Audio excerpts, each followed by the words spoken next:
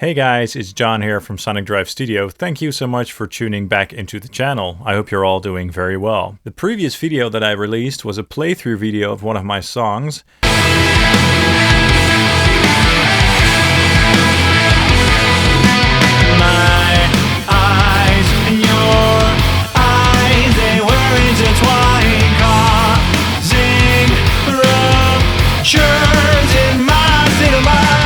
It's a song called Adore, and you can find the link to that video in the description below. And it's a song with a lot of 8-string guitar tones, very thick bass tones, and even with vocals. So in this video, what we're going to do is walk you through the presets and also kind of show you how I mixed the guitars into the song. And we're also going to take a look at the preset for the bass guitar and see how I mixed that. So the guitar that I used for all the guitar parts in this song is my Ibanez M80M Meshuggah 8-string signature model. It's a very cool and unique sounding guitar. It obviously reminds a lot of the sounds or the tones of Meshuggah. So I'm not going to lie, there are a lot of influences in this song from Meshuggah. A lot of the signature sound from that guitar has to do with how it's built. For example, it has a 29.4-inch scale length, which is very long for a regular guitar. And that really helps to make the low notes sound very clear and articulate and very growly. The Lundgren M8 pickup also helps a lot, and just the overall build of the guitar. And the wood choices, of course, because the body is made of ash, I think, with a maple neck, so it sounds nice and snappy, but also at the same time very full. So that's what you want with an 8-string guitar. I've owned a bunch of 8-string guitars, and this M80M definitely is the best one that I have ever played or owned, so it's an amazing guitar. And for the bass parts, I used my Ibanez ATK 305 5-string bass guitar. It's a huge sounding bass. I've had it for years and years, and I almost always use that because it's just really, really a great guitar. It holds its own in a mix, so that's really important with a bass guitar, of course. Let's start out by listening to the first riff of the song. Here we go.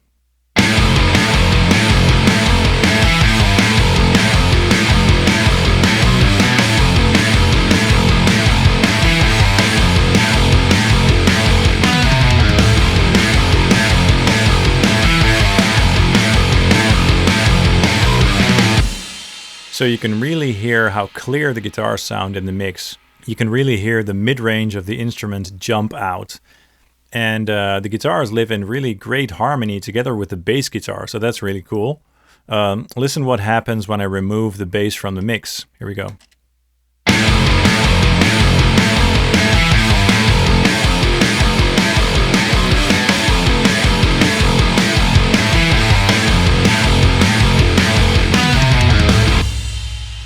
So basically, the bass guitar is tuned in the same octave as the guitars, so the 8-string guitars, because the 8-string guitars are tuned to F, to a low F.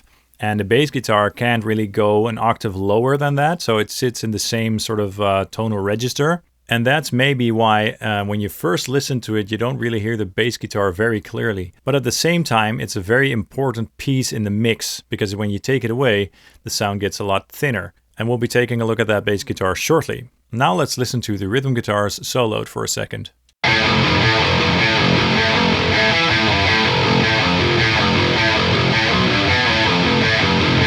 So that was the main riff. Now let's also check out the verse riff.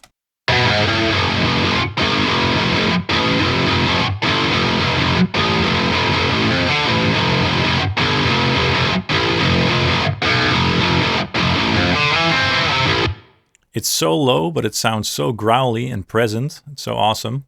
Now let's check out one of the heavier riffs in the bridge.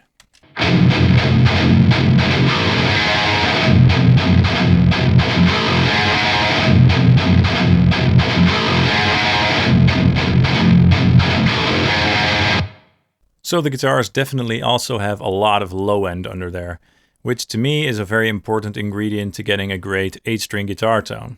I don't leave all the low end to the bass guitar. I kind of like to let the low end be dictated by both the guitars and the bass guitar. Okay, so that's the tone of the main rhythm guitars. Now let's take a look at how I created these tones. I initially recorded the guitars with my Line 6 Helix rack, which I love a lot. But the cool thing about the Line 6 Helix products is that they also have a plugin called Helix Native. And that plugin basically allows you to get all your Helix tones inside of your DAW. So like I said, I recorded the audio initially through the Helix rack, but I also recorded my DIs And for the purpose of this demonstration, I've used Helix Native to process all the tracks here. So we're going to take a look at those settings. Rhythm Guitar 1 is basically exactly the same as Rhythm Guitar 2.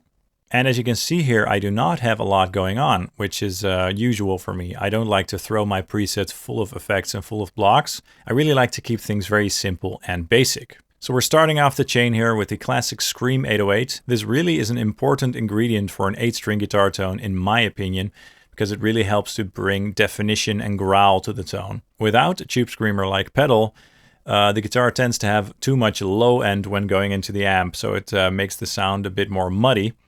But once you enable the Tube Screamer with these settings here, the sound gets a lot more clear, fierce, and powerful. So gain is all the way down and tone and level are all the way up. And no surprise here, we're going into the Line 6 Bedonk amp model. I'm not gonna lie, this is just the perfect amp model for 8-string guitars. As a matter of fact, this amp model was based on the old Line 6 big bottom amp model from the older Line 6 units, and Meshuggah used to use that amp model a lot for their album and live tones, so no surprise that this sounds very awesome with the 8-string guitars here. And these are the settings that I used, nothing really special. I would just like to note that with this amp model, you really have to be careful with the depth control here. Raise it up too much and your amp will get way too bassy way too soon, so keep that in mind. But like I said though, the Tube Screamer really helps with keeping the low end under control. Then we're going into the IR block, and I'm using the high resolution IR, and I'm using an Ownhammer 412 Trad V30-MB1 IR. It's from the Ownhammer Revolution Series IR's debut bundle. It's a bundle that I highly recommend. It sounds awesome. And this particular cab is based on a Mesa Boogie traditional 4x12. So it's great for that modern Mesa sound. And I'm using the Forward 3 mix here, which is a mix that I use very often for rhythm guitars. And from there on, we're going into the reverb block, where I'm using a Legacy reverb, and I'm using the Room reverb, and I'm using it in a very subtle way, just to make the sound a little bit more lively. I tend to do this with all my rhythm guitar tones. I'm mostly using default values, but for the decay, I've set it to 3.3, and the mix has been set to 30%. The input gate is also on with a threshold setting of minus 68 decibels and a decay setting of 10 milliseconds. So that's all that's happening here. And these two guitars are being routed to this group here. And I'm applying some mild processing here. And the first thing in the chain here is the Slate Digital Virtual Tape Machines plugin. It emulates the sound of audio tracks being recorded onto tape. Very subtle, but it warms up the track very nicely when you add it to all your tracks. Then we're going into the virtual mix rack. And the first thing in the chain in the virtual mix rack is the virtual channel from the Virtual Console collection. Again, this has a very subtle effect. It emulates the sound of all the tracks going through an analog console. So it adds a little bit of analog coloring to the sound. Like I said, very subtle. And then we have an EQ set up here. It's the FGS. It's based on an SSL EQ. But surprise, surprise, I'm basically using no EQ here. No EQ whatsoever to make the guitar sound good in the mix. The only thing that I'm doing here is adding a low shelf at about 60 Hertz just to take out that very low rumble. Now you might be surprised that there is no EQ on the guitars in the mix. Well, the basic ingredients to that are play your parts good and tight, use a great guitar with a great pickup, choose a great amp model and or effect, and tweak that until it sounds right in the mix. And finally, probably one of the most important ingredients, add a solid and good IR. An IR can really make or break your guitar tone, as you can see here, because no EQ is needed at all. Alright, so that's the main rhythm guitars. Let's carry on with the guitars for a second here, because there are some parts that I'd like to show you. This section in the intro right here has some lead guitars going on, so let's take a quick listen.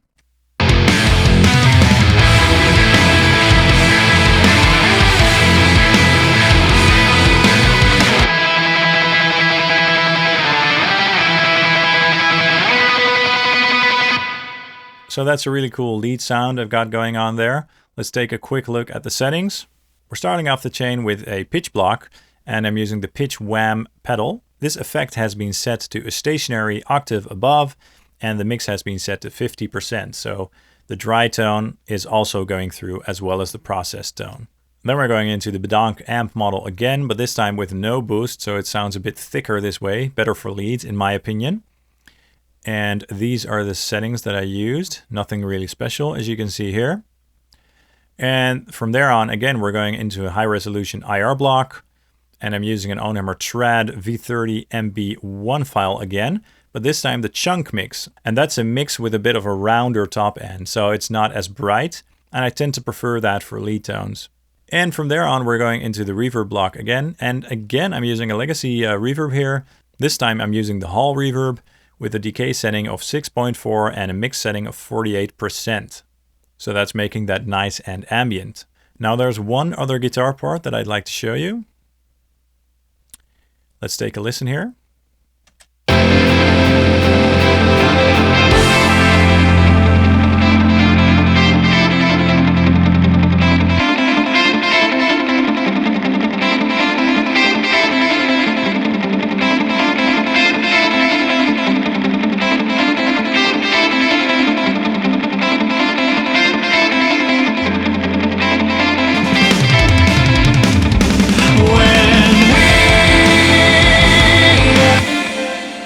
So that's a really cool guitar part there. I really like how it comes into the song and then how the chorus comes back in while that guitar still is playing. So that's really cool. It's basically two guitar tracks playing in harmony. So this is the left guitar track.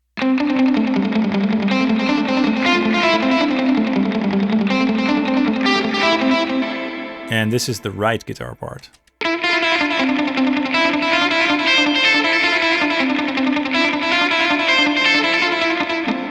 And when you play them together, it sounds like this.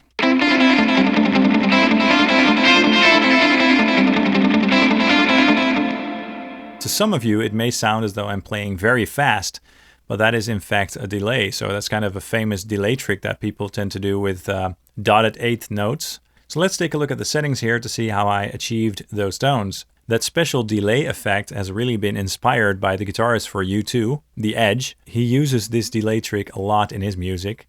So that's one of the reasons why I chose an amp model that is based on a Vox amp. So I'm using the SX A30 amp model here.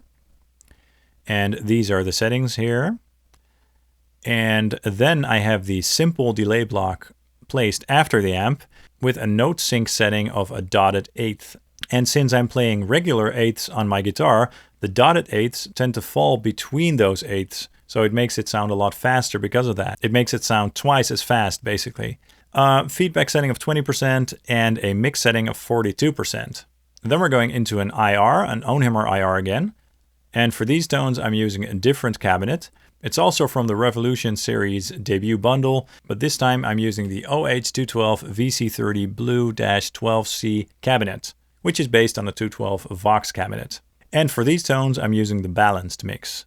And I'm also using the high cut here at 7K just to round off the top end a little bit. And from there on, we're going into another legacy IR, this time the plate model with a decay setting of 6.2 and a mix setting of 45%.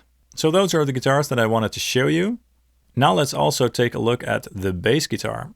So let's take a listen to the intro again.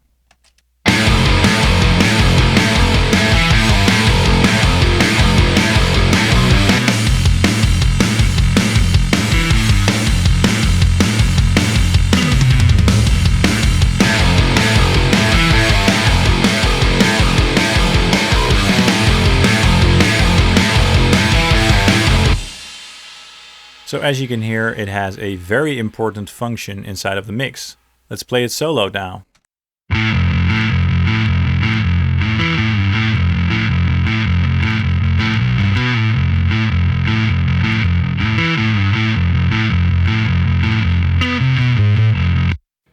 Okay, so that's a great sound right there. It has a really fuzzy distortion characteristic, and that really helps to sort of make it sit between the guitars. So let's take a look at the processing here. So let me start off by saying that I like to keep my bass presets very simple and effective again. I'm starting off the chain here with a dynamics block, and I'm using a legacy compressor. It's the tube compressor model. This compressor really helps to make the bass guitar sound fatter and thicker overall through the entire mix. And I'm using a threshold setting of 0.50 with a level setting of 0. Now we've got a little parallel chain going on here with a distortion block, and that is basically adding all the fuzzy distortion that you heard. But note that the unprocessed bass guitar signal is also going straight into the amp here. So we're blending the two basically. So this is what we have going on here in the drive block. I'm using the Clawthorn drive model, which is a special bass guitar drive model basically. And I just played around with the settings until I found some settings that worked well in the mix. So the fuzz section is completely off, the low boost is on, and I have raised the OD gain quite a bit as well as the OD tone, and the OD level has been set to 3.5. We can take a listen to the bass guitar with this effect on and off.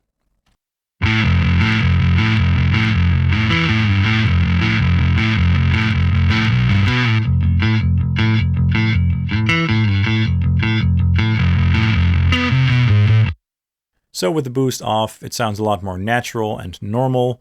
And of course, with the drive on, there is a lot more gain. But because of the parallel blending here, the bass guitar still sounds pretty natural in the low end especially. So that's why I'm doing that. And from these chains on, we're going into the amp model. And for that, I'm using a bass amp model. I'm using the Ampeg SVT-4 Pro, which I like a lot for bass guitar. These are the settings that I used. Quite a lot of drive here. Mid frequency has been set to 2 and been raised to 5.6. Treble has been set to 6. Channel volume has been set to 5.7. The master to 7.5. The ultra low, ultra high, and bright switches are all turned on. And the graphic equalizer here has also been turned on for extra tweaking. And I'm basically using that to boost some mids here, cut a little bit of highs, and also raise a little bit of 80 Hertz. And then we're going into another IR block, another high resolution IR, of course. Always do that when you have the option for better IR quality. And for the bass guitar, I'm also using an Ownhammer IR, but this time a special bass guitar IR. And I'm using the OH410 AMPG OH-XVT cut ribbon EQ file. It's a really nice sounding bass IR, so I really love how that sounds. And the level has been lowered a little bit here. As far as processing goes, let's take a look at what I did there. Again, the virtual tape machines to start off the chain, and then the virtual mix rack again, which I basically always use for mixing my tracks. Virtual channel from the virtual console collection again, and again an SSL EQ. I'm only using this to cut out a little bit of mids here at 520 Hertz. Just a little bit, and then some saturation from the Hollywood model from the Virtual Tube collection. Again, a kind of subtle effect. We're not driving the bass guitar into a very obvious distortion. It's just for some coloration and to make the bass guitar jump out of the mix just a little bit more. And to end this chain, I have two compressors here in series. The first one is the red FG401 compressor, and the second one is the Monster. And I'm running the Monster in parallel here with a mix setting of 20%. This really helps to thicken up the bass guitar a lot. And this one helps to keep the dynamics in check. I'll press play again so you can see what the meters are doing here.